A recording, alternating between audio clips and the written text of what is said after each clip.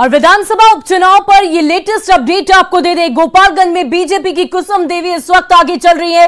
15वें round की counting के बाद भी बीजेपी ने बढ़त बना रखी है। गोपालगंज में बीजेपी 1811 वोटों से आगे है। गोपालगंज में बीजेपी की कुसुम देवी आगे चल रही है। मोकामा में आरजेडी की भारी बढ़त देखने को मिल रही है। नीलम देवी की बढ़त इस वक्त लगातार बनी हुई है। नीलम देवी 14वें राउंड में भी आगे चल रही है। नीलम देवी को 13,535 वोटों से वो इस वक्त आगे चल रही है। यानी कि ये जो अंतर है वो धीरे धीरे बढ़ता ही जा रहा है। पहले हम 10,000 मतों की बात कर रहे थे और अब 13,000 से भी ज्यादा मतों का अंतर नीलम देवी और साथ ही साथ सोनम देवी में देखने को मिल रहा है। एक तरफ आरजेडी प्रत्याशी और दूसरी तरफ बीजेपी प्रत्याशी और मोकामा उपचुनाव बेहद ही दिलचस्प।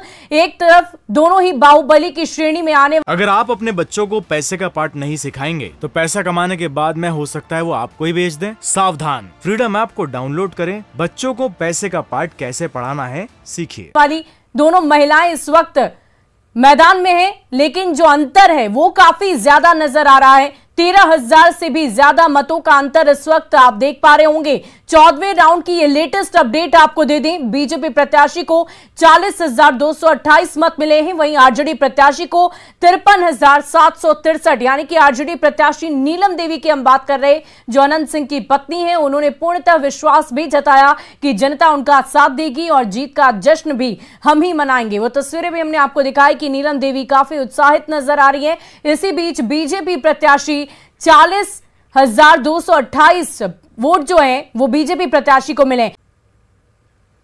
और विधानसभा उपचुनाव पर ये लेटेस्ट अपडेट आपको दे दें। गोपालगंज में बीजेपी की कुसुम देवी इस वक्त आगे चल रही है। 15वें राउंड की काउंटिंग के बाद भी बीजेपी ने बढ़त बना रखी है। गोपालगंज में बीजेपी 1811 वोटों से आगे है।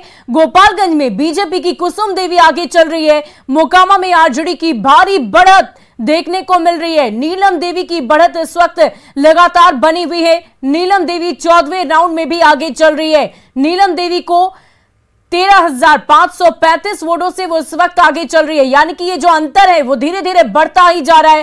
पहले हम 10,000 मतों की बात कर रहे थे और अब 13,000 से भी ज्यादा मतों का अंतर नीलम देवी और साथ ही साथ सोनम देवी में देखने को मिल रहा है। एक तरफ आरजेडी प्रत्याशी और दूसरी तरफ बीजेपी प्रत्याशी और मोकामा उपचुनाव बेहद ही दिलचस्प।